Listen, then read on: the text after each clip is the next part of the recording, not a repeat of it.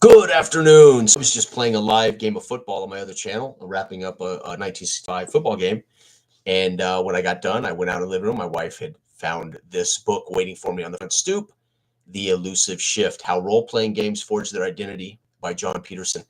Ivan mentioned in our podcast with Ivan, he mentioned there was a book that was dedicated to, written by a gentleman that was kind of dedicated to looking back at the history of the hobby.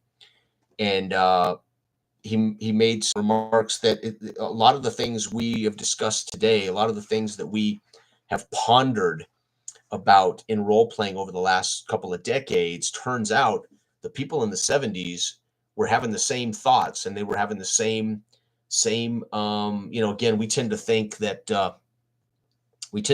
we're the ones dreaming up these concepts and ideas, right? That turns out that maybe they're universal thoughts and ideas about the hobby of role playing.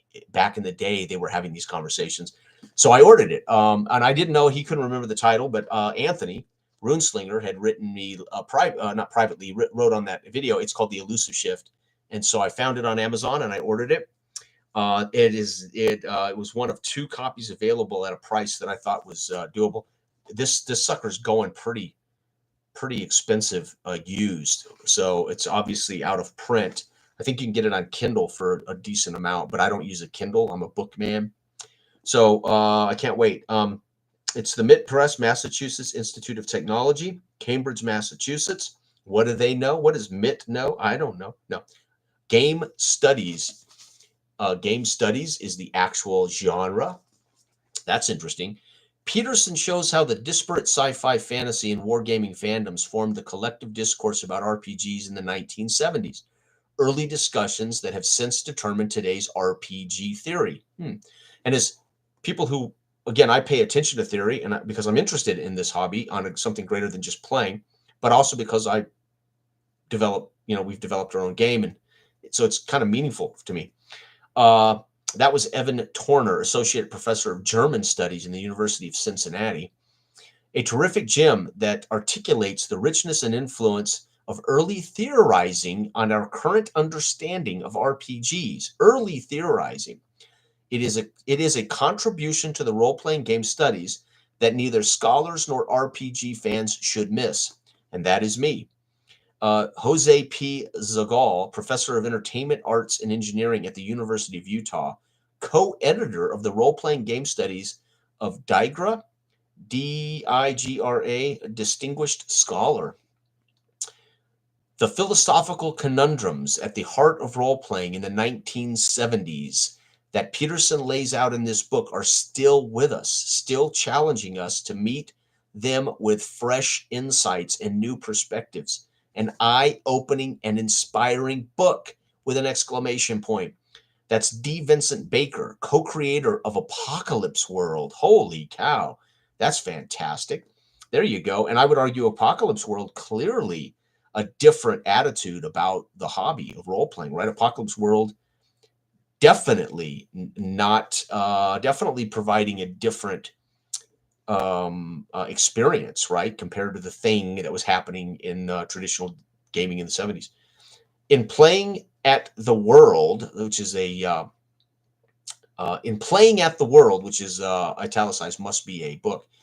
Peterson gave us, oh yeah, there we go. Peterson gave us the definitive history of how Dungeons and Dragons came to be. Well, I've not read that one. That might be good. Now he lays bare what happens next as geek intellectuals wrestle to understand his dynamic new form of gaming let loose from its lair, a deep and fascinating look at the exciting, informative years of a new category of games searching for a way to define itself. That is Peter D. Atkinson, owner, Gen Con. Holy cow, the man owns Gen Con. That's pretty cool. This book is required reading not just for scholars interested in game history and the tension between games and their players, but for all role players interested in learning how the debates about stories, systems, simulation, and immersion have been going on for decades. Jaco Steneros, Center of Excellence in Game Culture Studies. Tempere, oh my God, shame on me. I don't know how Tempere, Tampere University. That is cool. Listen to that. I mean, that last quote. This book is required reading not just for scholars interested in game theory, but and the tension between games and the players, but all role players interested in learning how the debates about stories, systems, and simulation and immersion, which is one of the things I've talked about for years, have been going on for decades. So this ought to be a fascinating read. And you can bet that what little bit, hey, Chris, this is a fantastic book. You'll love it. Thank you, sir. Everything people still argue about on the internet was going on years ago. Yeah, well, I mean, we love to think when we come to the hobby or we start to go out there in the world and talk to people that we think that we're the only ones with these ideas. And it turns out human beings are human beings. But it's going to be really cool to see what if there's conclusions here, right? I'm hoping they come to some conclusions about some of these discussions and arguments. I would not be on YouTube and talk about role playing if I wasn't interested in the entire concepts, all the concepts. So it's going to be really cool to see maybe where some of these concepts started and who might have been talking about them back in the day, right? So it's going to be fantastic. Thank you, Chris, for it sounds like you've read it, which is awesome. The Elusive Shift. I will read this. I will take notes, and you can bet it might greatly influence the next game project that Dell and I are working on. As we are currently researching science fiction. Dell is doing a ton of research on. Tentatively, the game is titled Space Age of Man, right? We have Dark Age of Man. This would be Space Age of Man. Tentatively titled that because Dell's got some other title ideas that I think are fascinating. But also, we are not certain we want to use the exact same game system, right? Where this game system for Space Age of Man might be as unique as Dark Age of Man. Simple, though, but maybe unique. And hey, what's going on, Druden Fez? I am looking forward to your views on the book. Thank you. I will certainly try to share them, but I think more importantly, I'm hoping to learn a little more, learn a little something. I don't know whether my views on the book will be any more enlightening than anyone else's, but I think it might inform me a little more about some of the concepts that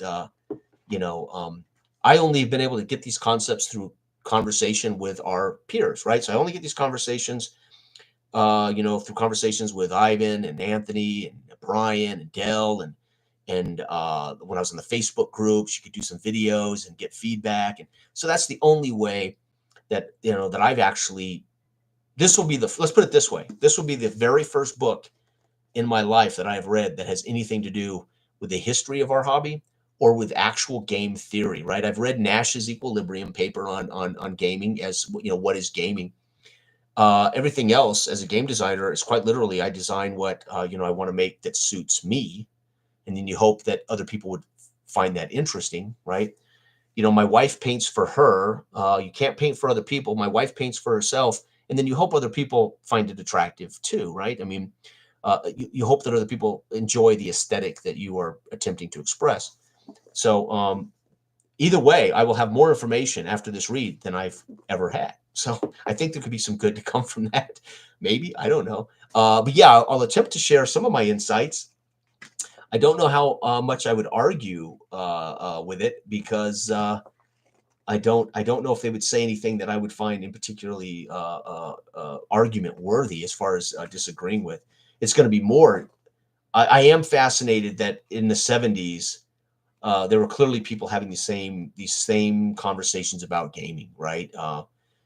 Maybe from the position of players, from the position of GMs, from the position of designer. Because it strikes me that anytime there's a new game out there that's not a copycat, right? Let's face it, right? Most things copycat something, right? For good or ill. But when you see something come along like Apocalypse World, it strikes me that the design of something like Apocalypse. These are people who were dissatisfied with the options, so they had to invent the thing that they wanted to do. Yeah. That's what Dell and we wrote Dark Age of Man because we wanted to teach we wanted people to come to the game and play a different way. And you can't convince people to do that with D&D. So you say, well, let's write a game that suits that. Right. And so you end up creating something because it's what's the old saying? Invention is the mother of necessity is invention. Is that how it goes? I got that backwards. There we go. Druden Fuse. I always find stuff to argue, but you know that already about. Sure. I mean, there's not argument is discourse. It's dialogue. It's I mean, I have no problem with argument. I mean, as long as people don't make it personal and we don't get, where you're ad hominem arguments and calling people names. No, no. But argument's healthy. I think it's healthy as long as we can come to some agreement, or at least come to some agreement that we may not agree, right? Necessity is the mother of invention. Thank you. I knew you would get it. That's right. And so when I created my first tabletop football game in 1996, there was not a tabletop football game out there that suited solo play quickly by myself. I had to invent it. I didn't invent it for anybody but me, and it turned out that thousands of people all over the world liked it and wanted it, and I ended up selling it and shipping it all over the world because it turned out that the thing I wanted and was doing, other people wanted to do too. And so I think that's what happened. So obviously, the people that were dissatisfied with the experience of, let's say, D20 D&D back in 1974, 75, 76, whatever, they set out to say, well, maybe we can do something better or different. I don't know, but I'll find out. That's why I got the book. So I want to thank Ivan for mentioning it in the podcast. I had never heard of it. Anthony for coming up with the title and the actual author, and I was able to snatch this sucker. It just got here. Thing took 2.5 weeks. It seems like 2 weeks to get here. The very next day that I got the title, I ordered it, and that's taken that long. So I don't know when we did our podcast a couple of weeks ago, but it literally arrived today. But the fact that I got it from a third party on Amazon, and I got it for a relatively affordable price compared to some of the prices that are on Amazon. And I don't think you can get this in like POD. I don't think you can go to Lulu and order the Elusive Shift in POD, right? So you kind of got to pay what you can pay to get a hold of it. So I can't wait. I really can't wait. And nobody marked it up. There aren't any bent pages. It is a used book. It's in fantastic condition. There's no, let's see, wait, page 101. F. Oh man. So no. There's nothing like that. There's no quotes. There's no poorly written observations in the margins. Nothing like that. Anyway, thank you all for watching. I look forward to talking about this or sharing this, or maybe at least this informing me better on our history, right? So thank you, everybody. Have a great, great day. Actually, weekend. Man, already weekend. Thanks for watching. Bye.